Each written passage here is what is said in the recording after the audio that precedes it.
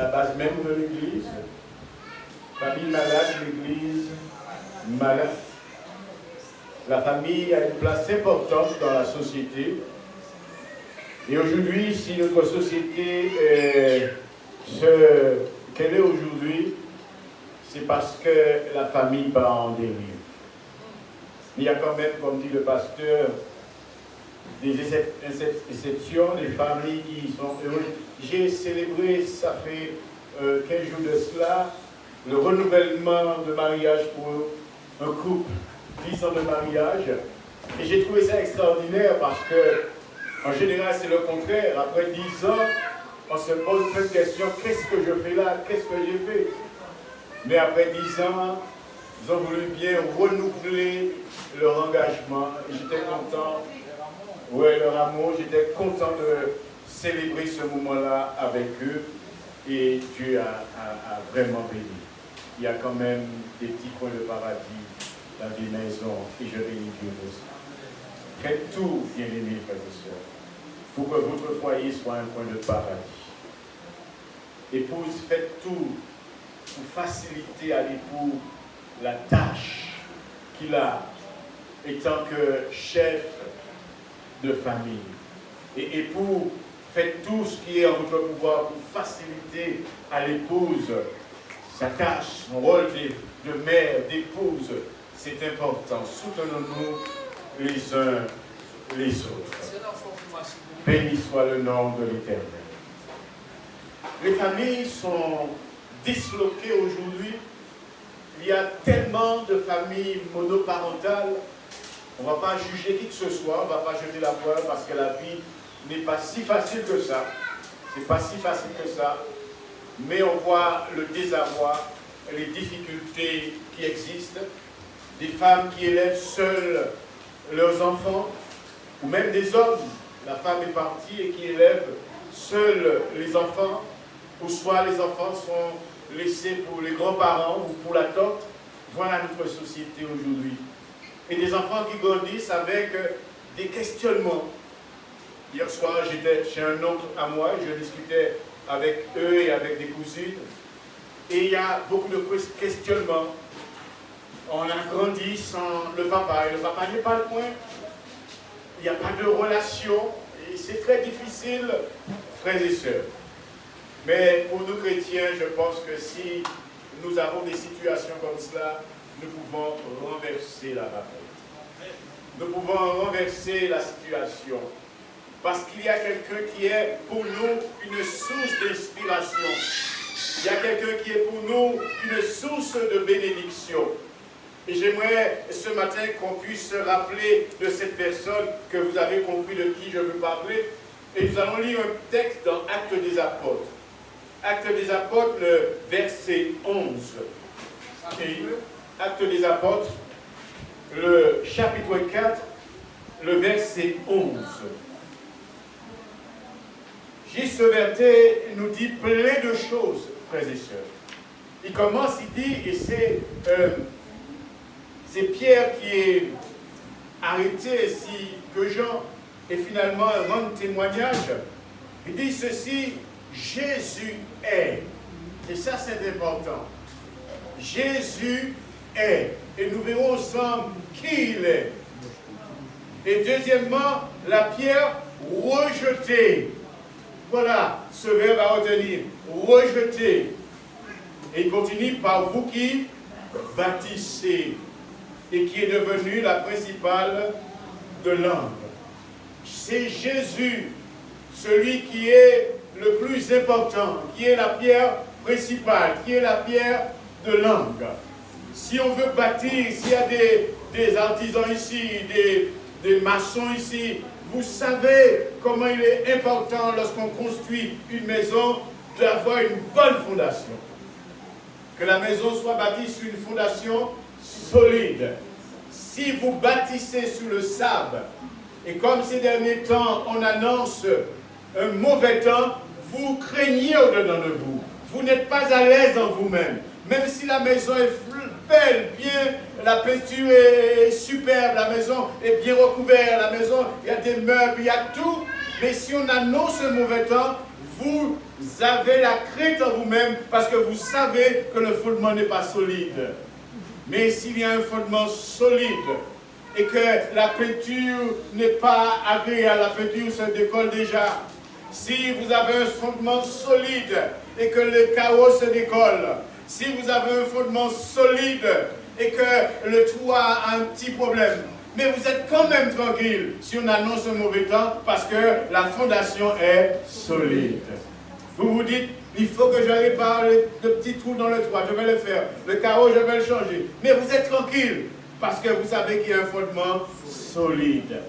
Et c'est le fondement qui compte, frères et sœurs. Et la Bible dit, Jésus est. Il est le fondement. Il est la pierre principale.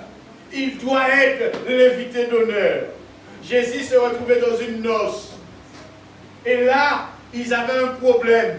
Le vin venait à manquer. Dieu merci, Jésus était là. Amen. Dieu merci, Jésus était invité. Amen. Dieu merci, on pouvait compter sur Jésus. Et Jésus a réglé le problème. Vous savez, l'homme a en lui 3 grands fardeaux. Les 3 grands fardeaux de l'homme est dans ces 3 mots: passé, présent et avenir.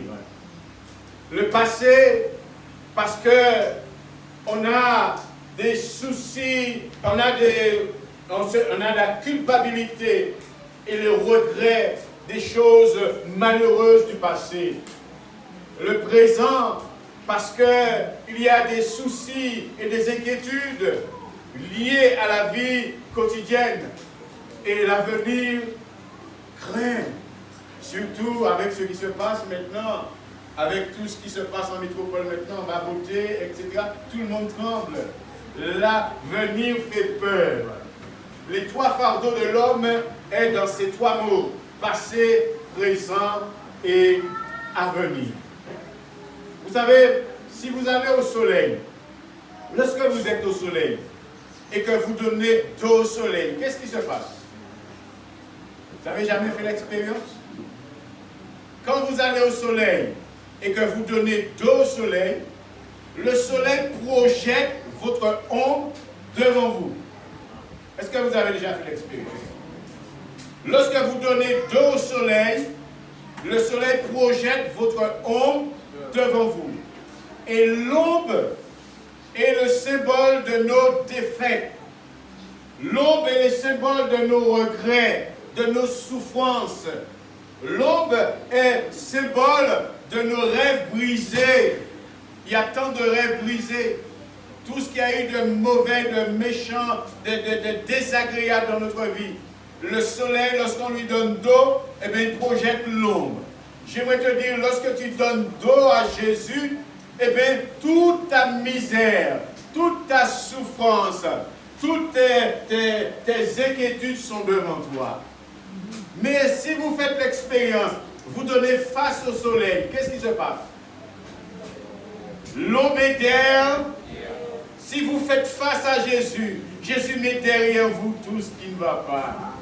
Tous nos regrets, nos souffrances, nos peines, il met tout ça derrière notre dos. Nous ne vivons plus dans la culpabilité. Même s'il y a des regrets, des choses qu'on a fait dans le passé qui nous fait rougir, mais si nous faisons face à Jésus, il nous guérit. Et on n'en vit plus dans le regret. Vous savez, le regret? Le regret, c'est le désir de changer le passé. Mais est-ce que c'est possible? Mais ce n'est pas possible. Ce qui est fait est fait. À partir du moment où vous avez cassé l'œuf, vous ne pouvez plus rien faire avec. Vous ne pouvez pas reconstituer l'œuf cassé.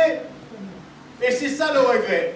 Judas a regretté d'avoir vendu Jésus. Mais ça n'a pas arrangé la situation puisqu'il est allé se pendre. Combien de personnes vivent dans le regret? Dans le regret d'avoir fait un mauvais choix dans leur vie? Dans le regret d'avoir commis des choses malheureuses dans leur vie? Ils regrettent certains péchés dans leur vie. Mais j'aimerais vous dire, c'est fait. c'est fait. Mais je vous dis maintenant, faites face au Seigneur Jésus. Faites face à la lumière. Et si vous faites face à la lumière, l'ombre, qui est synonyme des choses lugubres, des choses mauvaises, va passer derrière notre dos. Et nous marcherons dans la lumière. Jésus est la pierre principale. La Bible nous dit dans Luc au chapitre 19, Jésus descendait dans la ville de Jérusalem. Et quand Jésus arrivait sur une petite colline qui plombait la ville de Jérusalem, Jésus s'est arrêté et a regardé la ville de Jérusalem. Et Jésus s'est lamenté. Jésus s'est mis à pleurer sur la ville de Jérusalem. Et Jésus a dit à Jérusalem, Jérusalem, Jérusalem, si toi, pourquoi? Parce que Jésus, en regardant Jérusalem, Jésus voit les habitants de Jérusalem qui se débattaient dans leurs problèmes. Les habitants de Jérusalem qui se débattaient dans leurs difficultés. Et Jérusalem n'avait pas compris que celui qui est la réponse à leurs problèmes et à leurs difficultés était Jésus.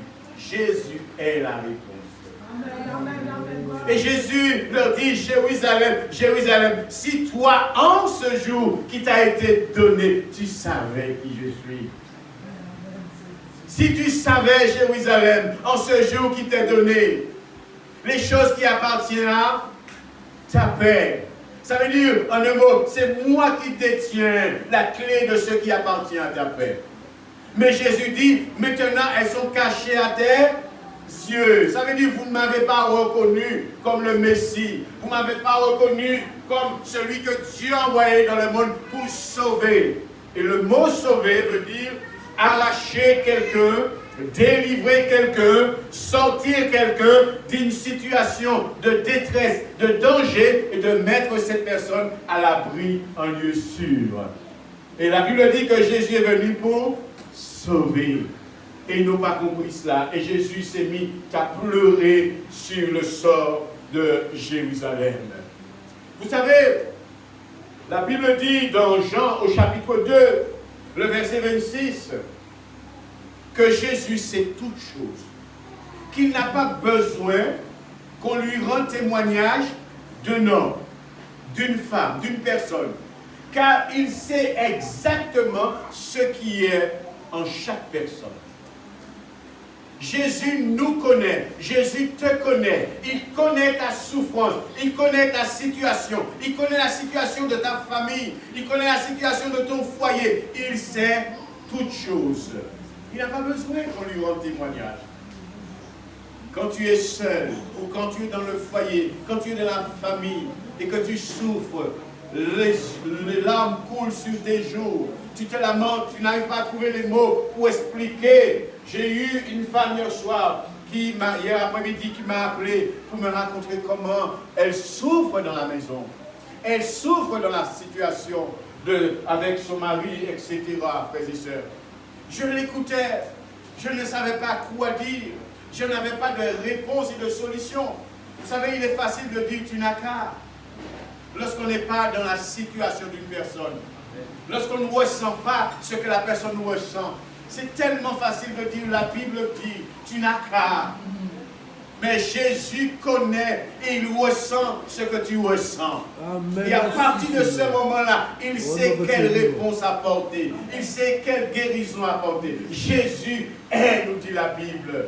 Lorsque Paul s'est converti à Jésus-Christ, quand il a rencontré Jésus sur le chemin de Damas, la première question que Paul va poser, et c'est déterminant, et Paul a été un homme solide, il a connu des moments difficiles dans son ministère, mais il n'a pas bronché parce qu'il a compris une chose. La première des choses qu'il a dit à Jésus, mais qui es-tu? Il ne savait pas, la lumière bleuissante, il a entendu la voix, il a posé une question, mais qui es-tu? Ça c'était une bonne question au bon moment. Amen. Et Paul a découvert ceci, que Jésus est celui en qui habite la plénitude de la divinité de Dieu. Il savait à ce moment-là que c'était Dieu lui-même, à travers Jésus, qui lui parlait et que Jésus est Dieu. Et à partir de ce moment-là, Paul a laissé Jésus qui est avoir la première place dans sa vie. Et a laissé Jésus guider sa vie. Il pouvait dire, Jésus est ma vie. Jésus est ma vie. J'aimerais dire à quelqu'un, quelle que soit ta situation de famille, quelle que soit ta situation personnelle, quelle que soit ta souffrance et tes regrets, la Bible dit dans Actes des Apôtres que Dieu ne fait point de distinction. Que Dieu ne fait acception de personne, mais qu'en tout lieu, celui qui le craint, qu'en tout lieu, celui qui reconnaît qu'il est le Fils de Dieu, qu'il est la réponse, qu'il est la solution, qu'il est celui qui est venu pour libérer les captifs, qu'il est celui qui est venu pour guérir ceux qui ont le cœur brisé. J'ai embarqué une jeune fille en stop une fois et je discutais avec elle et elle m'a dit, monsieur, j'ai le cœur en compote. Et combien de personnes ont le cœur en compote? Mais j'aimerais te dire, qu'importe la situation de ton cœur, Jésus est venu guérir ceux qui ont le cœur brisé. Amen. Jésus est venu pour renvoyer libre ceux qui sont opprimés, qui plient, qui courbés sur le poids de péché déjà, des souffrances, de la misère. Jésus est venu renvoyer libre. Il n'est pas là aujourd'hui pour condamner qui que ce soit. Il se peut que tu as fait un mauvais choix. Choix de vie, choix de famille. Il se peut que tu as choisi la mauvaise personne. On dit qu'il vaut mieux être seul que d'être mal accompagné. Et tu te dis, je suis mal accompagné. Mais le choix est déjà fait. Jésus a le pouvoir de changer le mal en bien. Amen. Jésus a le pouvoir de changer le mal en bien. Je vous ai dit que le regret désire changer le passé. Mais ce qui n'est pas possible, ce qui est fait. Mais par contre, vous pouvez vous repentir d'avoir fait de mauvais choix. Amen. Vous pouvez vous repentir d'avoir fait des choses regrettables dans votre vie. Vous pouvez vous repentir d'avoir vécu une vie dévergondée. Vous pouvez vous repentir d'avoir été un mauvais mari. Vous pouvez vous repentir d'avoir été, d'être une épouse qui n'est pas soumise, une épouse qui n'est pas à sa place. Pourquoi? Parce que la repentance décide de changer l'avenir. Vous pouvez décider aujourd'hui de changer les choses. Pourquoi? Parce que Jésus est. Et vous avez jusque-là, par votre comportement, par vos mauvais choix, par votre situation, rejeté, nous dit la Bible. Jésus est, mais rejeté par ceux qui vous avez bâti vous-même. Vous avez fait sans le Seigneur jusque-là. Vous avez fait sans la pierre principale, la pierre de base. Un frère me racontait qu'il a payé quelqu'un pour lui monter un mur de cidernement. Mais il n'était pas là. La personne a monté le mur et le mur est tombé quelque temps après. Il n'a pas compris. Et lorsque le mur est tombé, le mur s'est écrasé, qu'est-ce qu'il a vu dans le mur? Au lieu de ferrailler, au lieu de ferrailler, il n'y avait pas de fer, mais vous devez prendre des sommiers carbone. Les sommiers en fer là, tout ça. Les sommiers carbone, et puis c'est ça il fait, et puis mettez mur là. Il a construit comme il veut. Quand tu vois les premiers jours, qu'on a un bel mur bien doué, bien marché, mais mur là, pas ni fondement, il pas ni les matières principales pour tchéber de bout. Il se peut que tu as construit toi-même ta famille, et aujourd'hui tu es en train de baver. Tu as cru à un rêve, aujourd'hui tu as un rêve brisé parce que tu as fait un mauvais choix. Mais j'aimerais te dire ceci, Jésus est celui avec qui rien n'est impossible. Jésus est celui avec qui il n'est pas trop tard. Jésus est celui qui sait rattraper les choses. Vous savez, c'est important de comprendre. Jésus a lancé une invitation et je bénis Dieu pour l'invitation, pour l'honneur qui est rattaché à l'invitation de Jésus. Jésus a regardé Monsieur tout le monde, dit son sang, Monsieur tout le monde, la femme adultère. Jésus a regardé Zachée qui était un voleur. Jésus a regardé le brigand sur la croix. Jésus a regardé Saul de Tarse qui était un homme violent, un persécuteur, un homme qui respirait le meurtre. Jésus a regardé Paul qui n'était pas encore Pierre, qui n'était pas encore apôtre, mais un sanguin qui dégainait facilement. Et Jésus a dit ceci, venez à moi.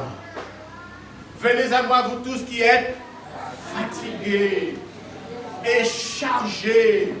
Et il a dit, je prends la responsabilité parce que j'ai le pouvoir nécessaire, parce que j'ai l'autorité nécessaire, parce que mon pouvoir, mon autorité ne vient pas de la terre, mais vient d'en haut.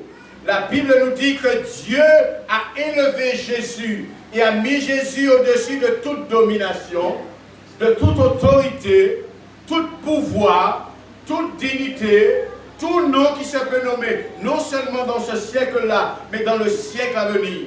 Et que Dieu a tout mis sous les pieds de Jésus et a établi Jésus chef suprême. Jésus est souverain. Et Jésus dit, venez à moi. Quelqu'un qui est chargé, quelqu'un qui est dans la difficulté, quelqu'un qui a une vie de famille vraiment qui est misérable. J'aimerais vous dire ceci, Jésus est la pierre principale. Jésus est celui qui a été établi par Dieu. Jésus est celui qui a tout pouvoir dans le ciel et sur la terre. Jésus est celui qui domine sur les nations, sur le règne des hommes, sur l'armée des cieux. Jésus est celui qui a le pouvoir d'incliner le cœur du roi. Il veut incliner les choses en ta faveur. Est-ce qu'il y a quelqu'un qui voudrait faire confiance à Jésus?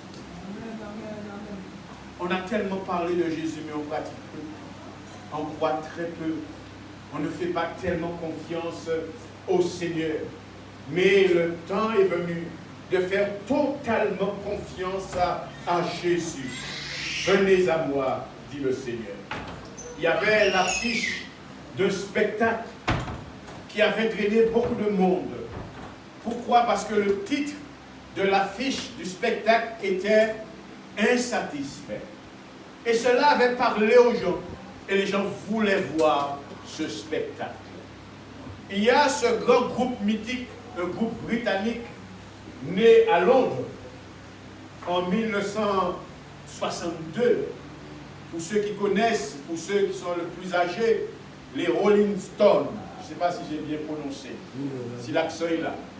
C'était un groupe de rock très mythique. Mais ils avaient dans leur répertoire une chanson qui était devenue très populaire. Parce que tout le monde se retrouvait dans ce chant. Et le titre du chant était « J'ai besoin de satisfaction ». Et tout le monde se retrouvait à travers ce chant. Et ce chant était devenu très populaire. Frères et sœurs, nous sommes dans un monde d'inquiétude. Et cette inquiétude, malheureusement, on le retrouve même dans l'Église. Ça ne veut pas dire que dans l'Église, nous n'avons pas les mêmes problèmes et les mêmes difficultés que ceux du dehors. Mais le privilège que nous avons, frères et sœurs, c'est que nous avons des promesses bien à nous. Nous avons des promesses de la part de celui qui est le Seigneur des Seigneurs. Nous avons des promesses de la part de celui qui est le roi des rois, le Tout-Puissant. Nous avons des promesses de celui qui est capable d'opérer des miracles et des prodiges. Nous avons des promesses de celui qui appelle ce qui n'existe pas à exister. Il est Dieu parmi nous. Et nous avons ces promesses. Et pourquoi nous retrouvons ces mêmes inquiétudes dans l'Église? C'est parce que nous n'avons pas assez confiance en celui qui est. Jésus disait ceci, si vous ne savez pas qui je suis, vous mourrez dans vos péchés. Tu dois savoir qui est le Christ. La Bible dit ceci, Dieu a fait une promesse à Abraham qui n'avait pas d'enfant. Il avait un âge avancé, mais pour lui, homme, ce n'était pas un problème d'avoir un enfant. Mais c'était sa femme qui, elle aussi, avait un âge avancé. Et elle n'était plus en état d'avoir d'enfant, parce qu'elle avait l'âge dépassé pour cela. Scientifiquement parlant, sa femme ne pouvait plus avoir d'enfant. Mais la Bible dit ceci, dans Romains 4, 18, si je me trompe. Abraham a espéré alors que tout autour de lui l'interdisait, l'empêchait d'espérer. Amen. Quand il regardait autour de lui la situation, humainement parlant, scientifiquement parlant, ce n'était pas possible pour Abraham d'avoir un enfant avec Sarah. Mais la Bible dit, par rapport à la promesse de Dieu, espérant contre toute espérance. Ça veut dire que, alors que tout lui interdisait d'espérer, alors que tout lui interdisait de croire, il a cru quand même parce que Dieu a fait la promesse. Et Abraham a vu la gloire de Dieu. Et Sarah est tombée enceinte. Et Sarah a eu un fils. Béni soit l'Éternel. Car rien n'était possible à Dieu. Tu regardes ta situation de famille. Tu regardes ta situation de femme. Tu regardes la situation de tes enfants. Quelqu'un m'a raconté qu'il a été voir son médecin. Et arrivé chez le médecin, il a trouvé le médecin qu'il connaît très bien, très décomposé. Il demande à son médecin, mais médecin, docteur, qu'est-ce qui ne va pas? Et le médecin lui dit, madame, vous pouvez penser que nous les médecins, nous réussissons bien notre vie, nous avons de l'argent, que nous n'avons pas les mêmes problèmes que vous. Nous avons les mêmes problèmes que vous. Et le médecin lui dit, j'ai un fils. J'ai un fils. Le fils, je suis prêt à tout donner à mon fils. J'ai de l'argent, j'ai les moyens, je peux l'envoyer dans les meilleures universités. Mais mon fils, tout ce qui intéresse mon fils, c'est la rue et la drogue. C'est tout ce qui l'intéresse, c'est la rue et la drogue. Et il souffre par rapport à cela. Et toi, c'est peut-être pas un fils. Et toi, c'est peut-être un mari. Et j'ai remarqué une dame une fois, et on discutait. Et que je connais son mari. Il me dit, tu te rends compte, Bruno, je ne peux même pas embrasser mon mari. Je dis, mais pourquoi cela? Il dit, mon mari boit de l'alcool matin, midi au soir. Comment j'arrive à faire ça? Et mon mari m'injure. Je ne peux pas embrasser quelqu'un qui m'insulte. Il y a des situations. Mais je crois une chose, que Jésus est venu justement pour les situations pourries afin de rétablir les choses. Amen. Lazare était depuis 4 jours dans la tombe. Tout autour de Jésus, en train de lui dire, il sent déjà. Il est en état de décomposition. Mais je peux vous dire, je ne suis pas expert, je ne suis pas docteur légiste, mais j'ai une petite idée, car j'ai découvert mon père décédé. Quand je suis passé, c'était un lundi. Je suis passé et j'ai trouvé mon père décédé dans la maison. Et quand on a vu avec le voisinage l'ont vu le samedi matin. Alors, les gendarmes m'ont dit, soit dans la soirée du samedi, qu'il est décédé. Tout ça pour vous dire, quand je suis arrivé le lundi, j'étais environ peut-être à 30 mètres de la maison. J'ai pris une odeur, mais je connais l'odeur de la mort. J'ai pris une odeur, mais cette odeur m'était très étrange. Je ne connaissais pas cette odeur. J'ai tout de suite compris. Et quand j'ai regardé le corps, j'ai détourné la tête. C'était désagréable. Pour vous dire que 4 jours déjà, c'est déjà vraiment dans un état pas possible. Mais ça n'a jamais été un problème pour Jésus. Alléluia. J'aimerais te dire, quelle que soit ta situation, quel que soit ton problème, ce n'est pas un problème pour Jésus. Jésus a la capacité, Jésus a le pouvoir de ressusciter une personne après 4 jours. Jésus a le pouvoir et la capacité de relever quelqu'un d'une situation. Tu as un problème de famille, un problème très difficile à gérer, à régler. J'aimerais te dire, Jésus a le pouvoir de ramener la paix. Jésus a le pouvoir de changer le cœur de cet homme avec qui tu vis, qui te fait baver. Jésus a le pouvoir de changer son cœur. Parce que la Bible dit, si quelqu'un est en Christ, il devient une nouvelle créature. Prie pour ton mari, prie pour ton enfant, prie pour ton épouse, prie pour ton couple, en mettant Jésus qui est la pierre angulaire à sa place, au milieu de la famille, et lui faire confiance. Et je vous dis, vous verrez la gloire de Dieu. La famille est importante aux yeux de Dieu. Dans la Bible, Dieu nous donne tout un récit dans Éphésiens et aussi dans d'autres passages concernant la famille. Le rôle du père, le rôle de la femme, le rôle des enfants, le rôle dans la famille. Et si nous suivons minutieusement les conseils que le Seigneur nous dit, cela ne veut pas dire qu'il n'y aura pas des obstacles et des difficultés. Nous allons les franchir, comme l'athlète franchit les obstacles après de longs entraînements, et il est doué pour ça. Nous allons les franchir victorieux. Nous allons les franchir avec succès, parce que celui qui nous conseille, il nous conseille bien, et il nous conseille pour notre réussite. Je vais dire à quelqu'un, Jésus est la personne à faire confiance dans ta vie et dans ton couple. Que Dieu te bénisse. Amen.